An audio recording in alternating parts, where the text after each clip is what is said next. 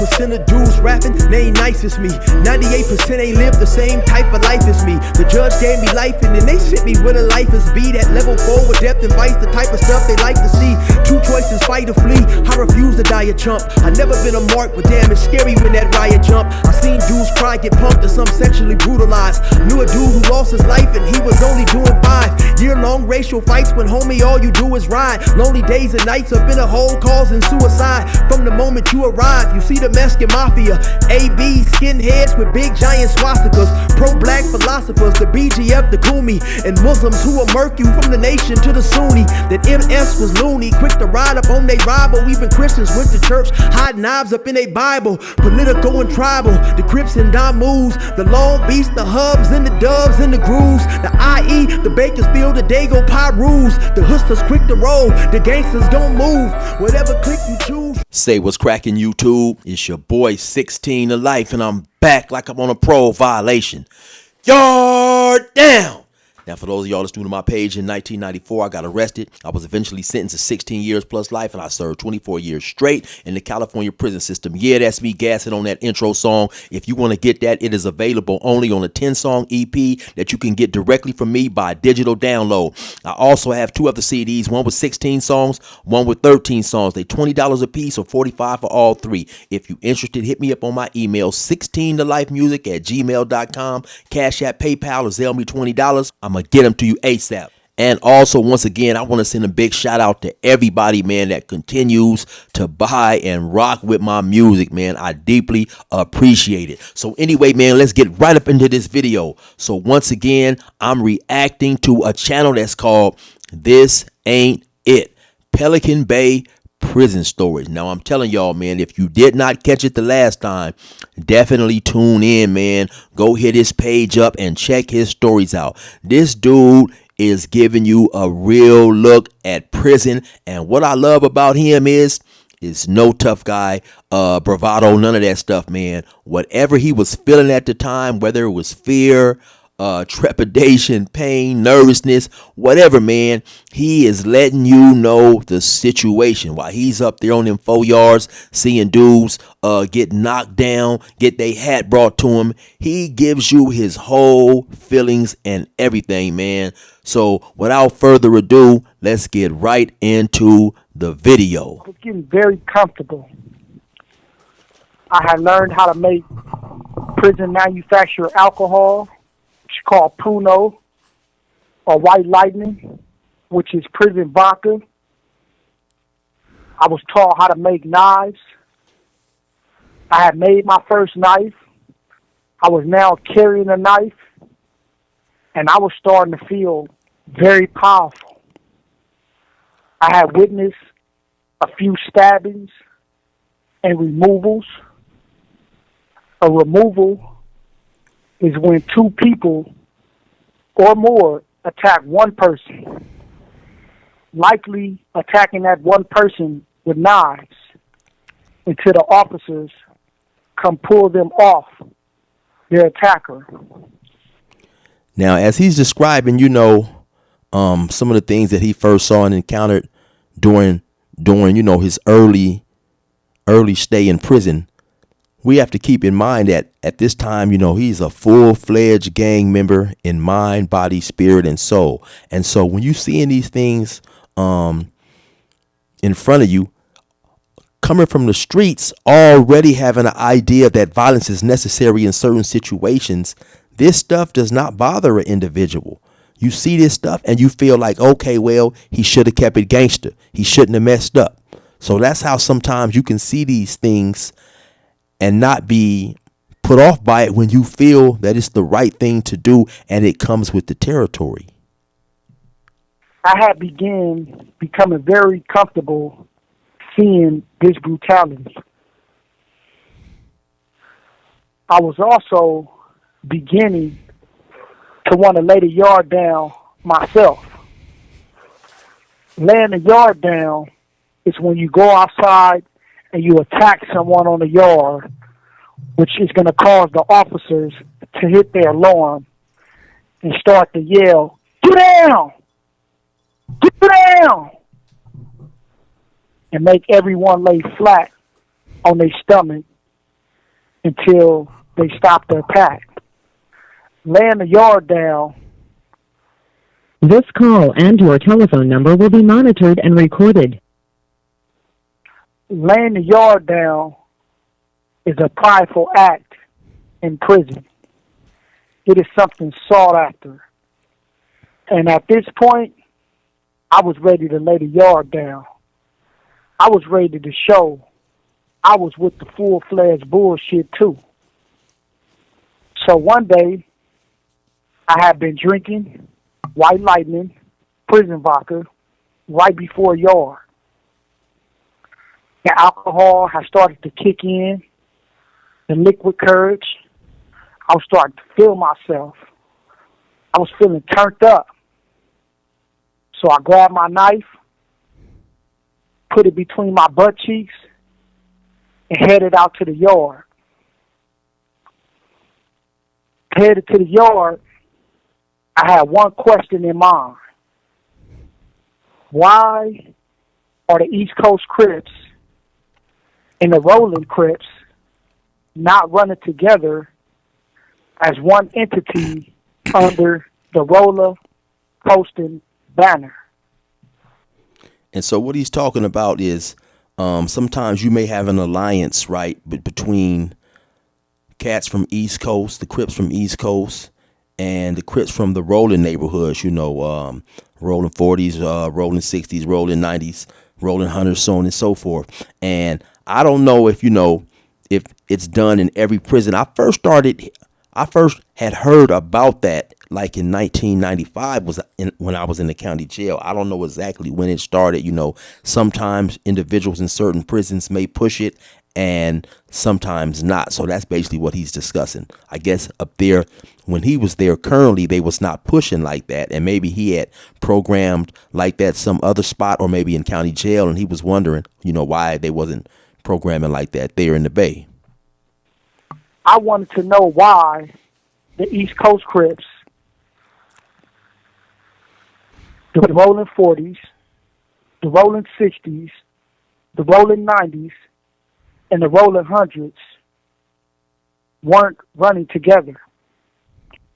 So I hit the yard, loaded off my alcohol. As soon as I seen Big Dub, I said, "Hey, big homie, I got a question for you. Why the homies not roller coasting up here? Why we not running as one card with the West Side Rollins?" And he said, "Well,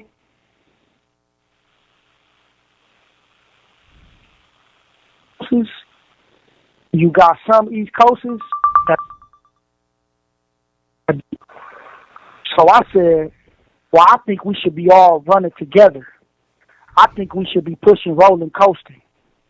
And anybody from East Coast or anybody from rolling that don't want to run, I think we should get them off the yard. And I'm raising my hand right now to do the first demo. I'm willing to get the first person off the yard who don't want to run roller coaster. I'll kick it off." So he looked at me. He said, "Oh, you with the business, huh?" I said, "Yeah, big homie, I'm with the shit. I'm ready to go. Just let me know what we doing." He looked at me, and then he leaned in and he smelled me. He said, "Oh, you been drinking? Oh, that's why you out here turned up. You got that liquid courage in your system. Oh, yeah, that's a no-go. We don't do no drinking on the yard. East Coasters don't get drunk on the yard. Oh, yeah, you can DP." Now, let me pause it right there, right? I think it's obvious to everybody that I'm black, and that's who I've done my time with. So repeatedly when I do YouTube videos, and primarily and specifically when I watch YouTube and I see other individuals saying the blacks have no politics, so on and so forth, after a while it does rub me the wrong way because I'm human, right? Because if you haven't served time, you don't know what the blacks do, right?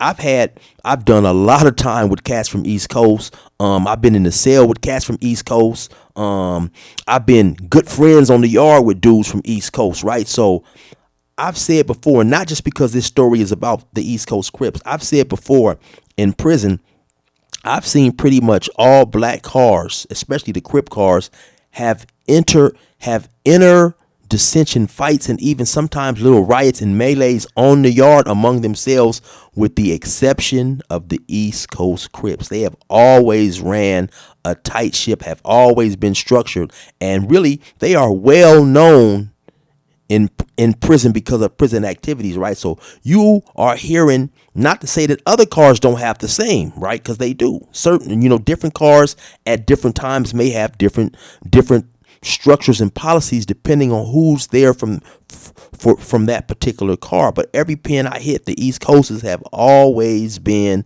tight with their program and their structure, right?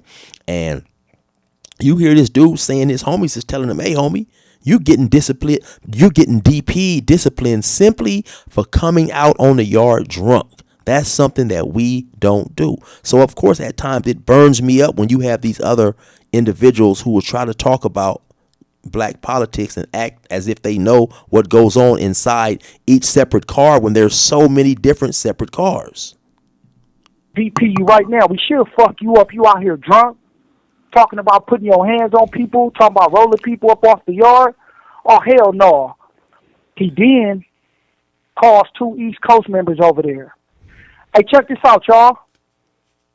Hey, I need y'all to keep us on this little nigga. He out here drunk, talking about removing niggas off the yard if they don't want to run roller coaster. We should fuck him up right now. But we going to give him a pass because we know he don't know better. East Coasters don't drink on the yard. So tomorrow, you get DP. I don't know what that DP gonna be, but tomorrow you get DP. So he walks off. I'm standing there in my mind. This nigga got me fucked up. All I'm trying to do is get the homies right. I think the more of us it is, the better it's gonna be. So we should be running roller coaster. This nigga wanna try to press on me because I've been drinking, man. It's weird ass shit. So the next day comes. On this day, I was scheduled to take pictures. Now, for those who don't know, in the California Department of Corrections and Rehabilitation, at times they would have picture day on the yard, right? They may put up some flyers like a month or two beforehand, and then you would actually have a photographer come to the yard and take pictures, or it might, because before I got to prison, I think there used to be a cameraman who was a convict.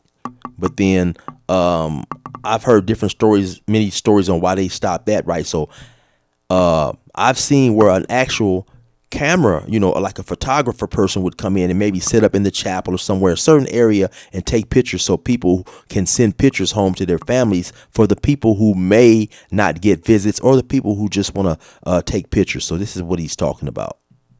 Came outside with my fresh Reebok Classics on, brand new. My fresh Prison Blues, brand new, never been worn before. And, I'm on the yard preparing to take pictures. Just so happened, they end up canceling pictures. So I'm just out here with all this brand new stuff on. Soon as Big Dub see me, first thing he say, "I don't know why you got on all them new clothes.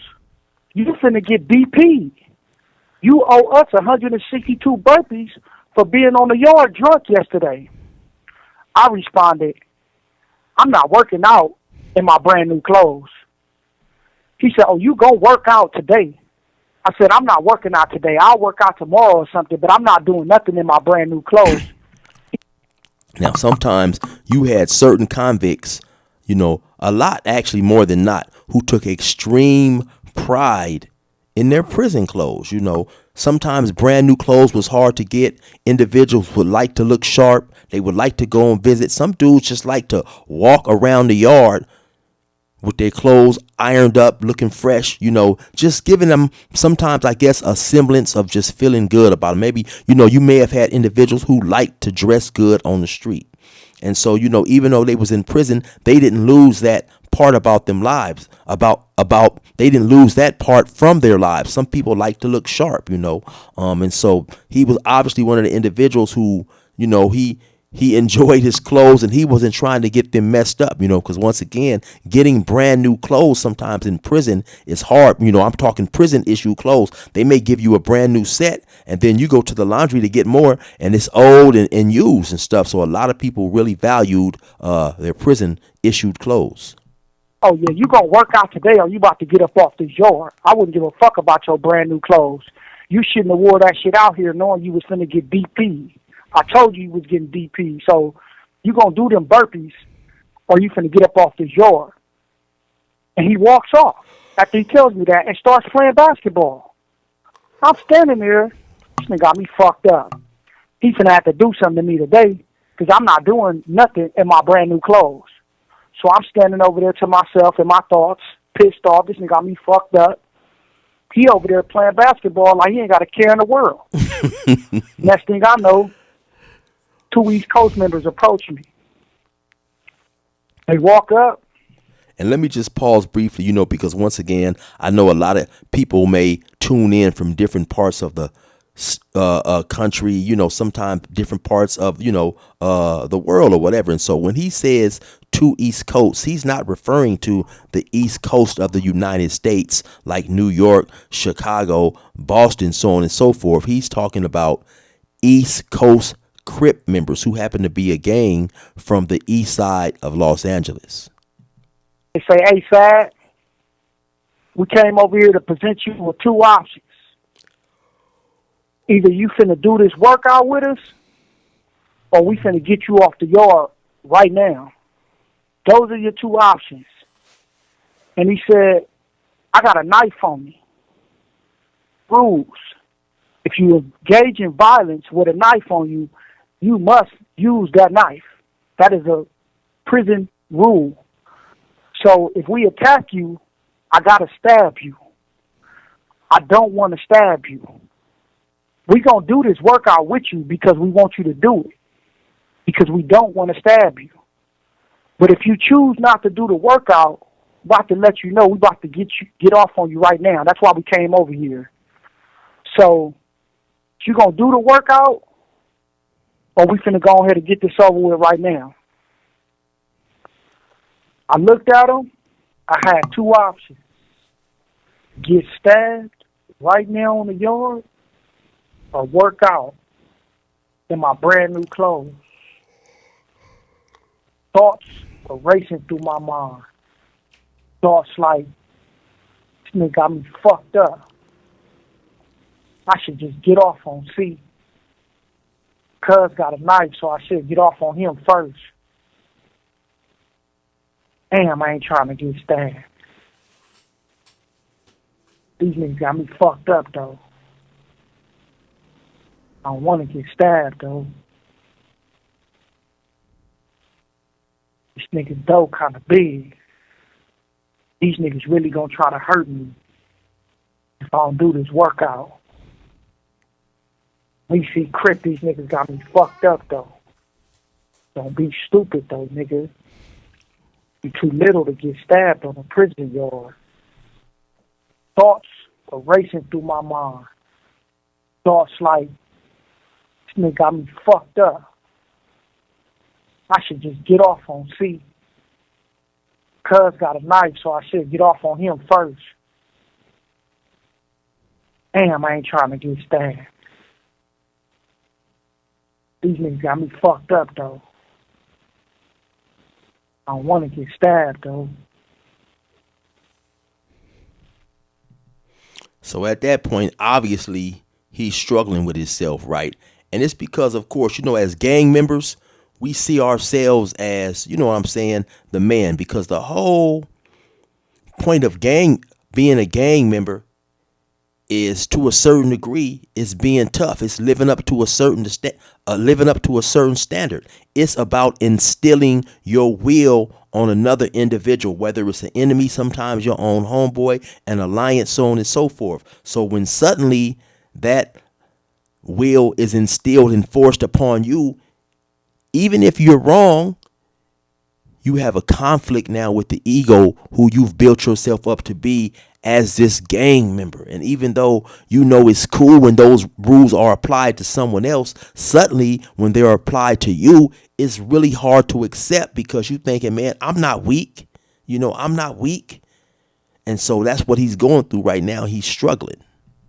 Niggas dough kind of big. These niggas really gonna try to hurt me if I don't do this workout. We see Crip, these niggas got me fucked up though. Don't be stupid though, nigga. You too little to get stabbed on a prison yard.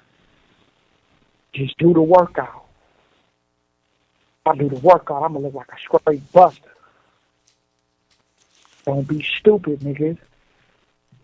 Now, the reason why he said if he did the workout, he would feel like a straight buster is because everybody on the yard at some point in time is going to glance over there at him and seeing him do the workout. Now, a dude getting disciplined, especially having to do burpees, is really nothing, especially among the blacks and this and that, right? And so it's really nothing. It's really just like a simple, okay, you messed up, this is what you have to do.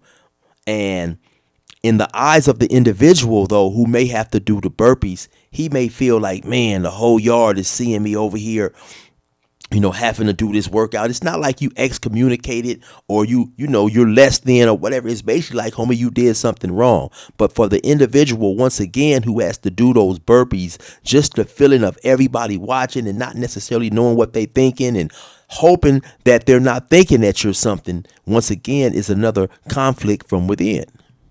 Workout, Perry. So as these thoughts going through my head, I've never been no fool. So I made the decision to do the workout. I stood there feeling straight turned down when I made the decision to do the workout.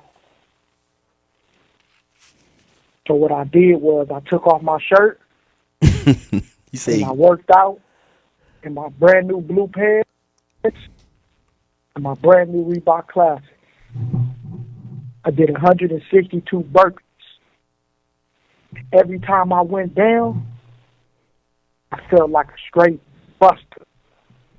And that's one thing, like I said before when I reacted to his last video, man. One thing I like about him is he keep it real, man. These YouTube prison channels, way too many tough guys, man. Way too many tough guys, right? Because regardless of if you get cracking in every single riot, you never turn down a fade. He's letting you know in certain situations, hey, man, this is how I'm feeling. Everybody tries to act like they didn't have fear and they wasn't nervous or hesitant. And he's not saying that, right? That is an individual that's really keeping it real and letting you know, man, this is what I was feeling despite my fear or whatever. Even though I may have been fearful, I participated. You know what I'm saying? But what I like about him is it's no holds barred on his feelings. He's always going to put it out there. Win, lose, or draw, good or bad. These niggas really making me work out. And if I don't, nigga gonna really stab me. And all I did was come out here and try to unite the homies. And now, these niggas making me work out, or they gonna stab me. Ooh, these niggas got me fucked up. Every time I went down for a burpee, speaking up to my head, but I said nothing though. Because I knew it wasn't bigger than the program. I'm in Pelican Bay State Prison. And I see ain't nobody playing no games up here. So I did the workout.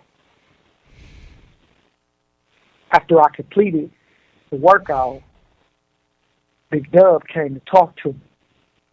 So they sad. Come spend some laps with me. As we spend laps, He immediately told me, "You lucky. I know you a rider. And you were sad. That's the only reason why you ain't got stabbed up off this yard. But I'm going to tell you something. You need to stop running your mouth. You don't even know who you talking to. I'm one of the niggas that's not with the roller coaster. And you practically told me that you was ready to get me off the yard. I didn't have to say nothing. I could have just said for sure. Walked off, and when I had two niggas come back over here and stab you. You out here on the yard drunk, talking, not knowing who you talking to. You better learn how to control. This call and your telephone number will be monitored and recorded. Before you get yourself killed in prison.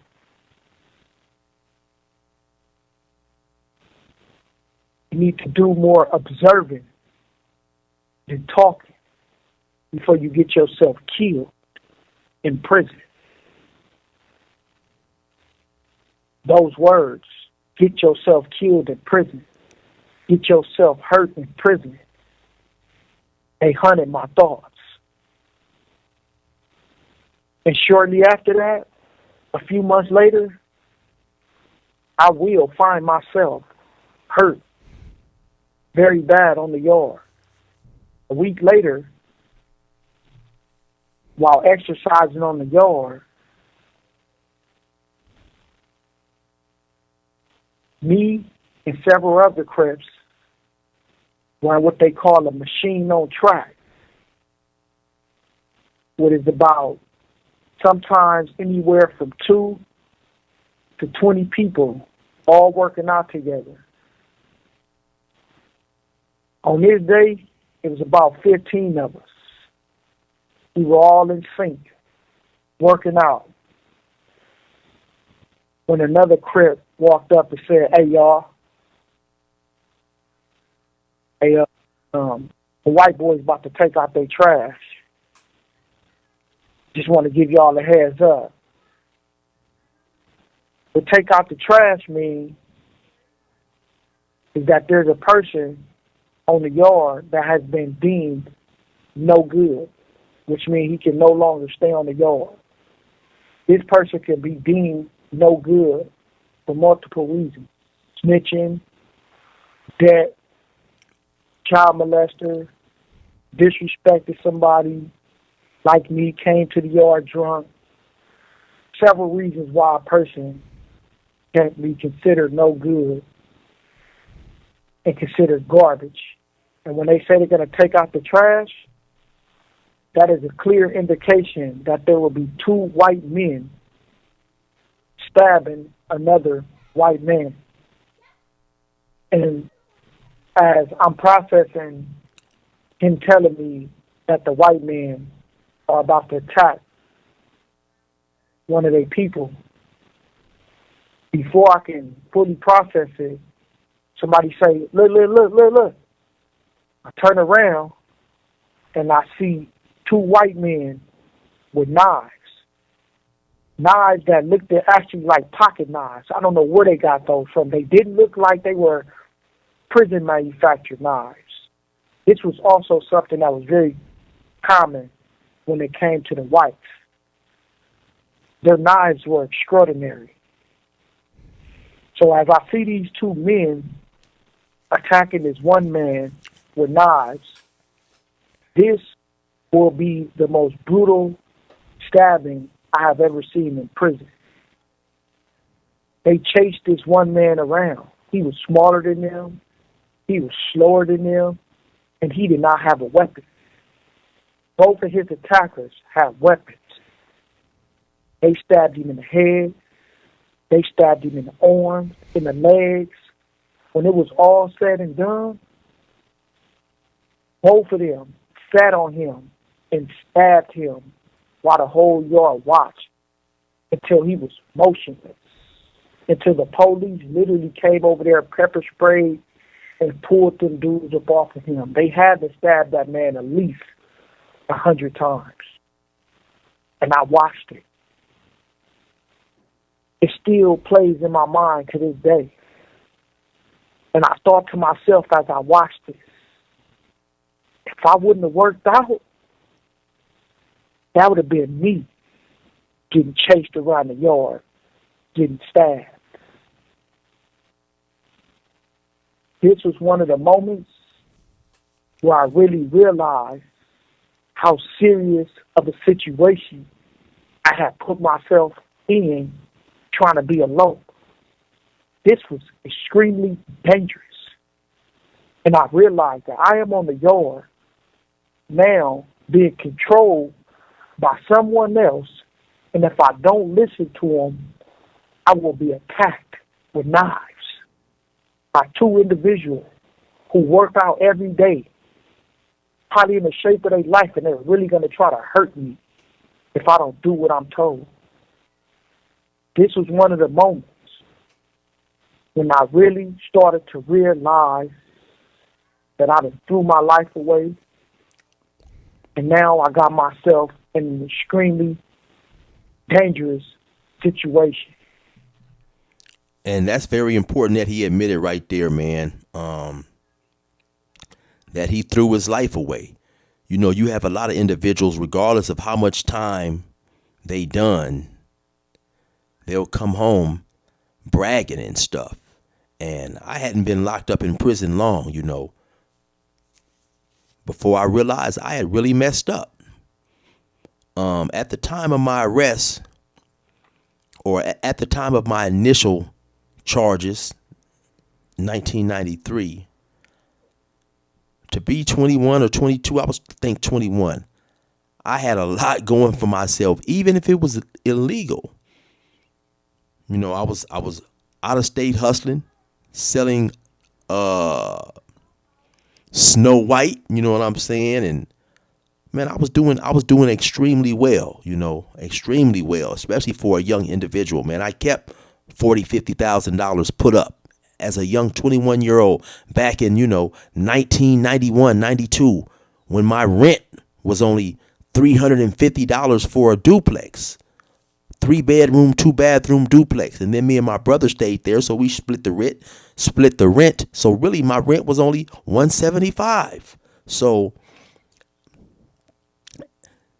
because of that reason and just many, many more, you know, I realized that, man, I had pretty much threw my life away behind some BS. You know what I'm saying? And so, you know, a lot of individuals act like going to jail for those long period of times is worth it. And so I just like how he was, you know, once again, honest and forthcoming.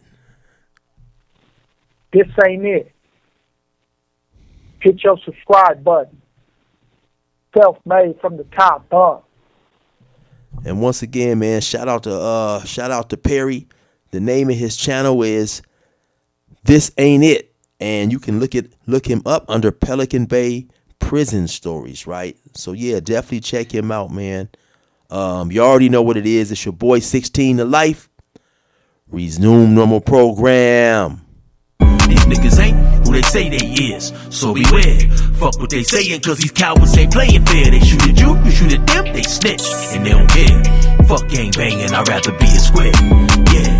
I swear to God, the game is cold, homie. What you mean? I popped on a pussy ass nigga after he stole on me. What happened next? That nigga came to court and told on me. Put that on something. I sold my soul, homie. Called the highway patrol on me, plus the sheriffs and cops. He told him my name was Eric and I carried a Glock. Soon as you start blowing shots, them niggas going to tell. Don't have a meeting with the cops and then you going to jail. They'll tell him about the shooting, take him, show him his well. DA trying to see your cash, they gon' throw him the nails. They wanna throw me up in the cell and have me with a L again. Back to strip searchers and guards, read my mail again. Had me far away in the bay, I'm talking Pelican. Eating cold ass soy burgers and warm gelatin. I'm far too intelligent to fall for that twice. Niggas yelling gang gang and ain't about that life. And they'll turn rat right in front of your face. Get you found guilty plus 100 years on the case. Your mama in the court with tears running all on her face. Her baby shackled feet, hands and waist. Goddamn. These niggas ain't who they say they is. So beware, fuck what they sayin', cause these cowards ain't playing fair. They shoot at you shoot at them, they snitch, and they don't care. Fuck gang banging, I'd rather be a square. These niggas ain't who they say they is. So beware, fuck what they sayin', cause these cowards ain't playing fair. They shoot at you shoot at them, they snitch, and they don't care. Fuck gang banging, I'd rather be a square. Yeah. Doing life's no joke, I been where the apes been. You ain't really bout that smoke, you a vape pen. Soon as they catch a joke, in the feds on a state pen. That tough guy shit get shed quick like snake skin. Real and fake men can't exist together. I stay down, you turn snitch, so you a bitch forever. Imagine me snitch never, boy, I stuck to the code. You hit the county for a month, you said fucking and told. Soon as you heard your bitch Nicole was fucking all of your best friend, the news damn they killed you niggas, caved your chest in. You told about the murders that y'all did on the west end. Who was popping the burners and the one who said lesbian. Cooperated then, signed an affidavit. Felt your life was over, nigga, you was trying to save it. So you told on Antoine, LeBron, Marcus, and David. Came home and half your hood forgave it. Goddamn, these niggas ain't who they say they is. So beware, fuck what they sayin', cause these cowards ain't playing fair. They shoot at you shoot at them, they snitch, and they don't care. Fuck gang banging, I'd rather be a square. These niggas ain't who they say they is. So beware, fuck what they sayin', cause these cowards ain't playing fair. They shoot at you shoot at them, they snitch, and they don't care.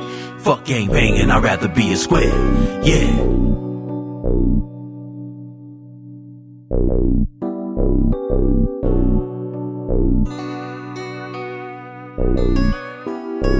Thank you.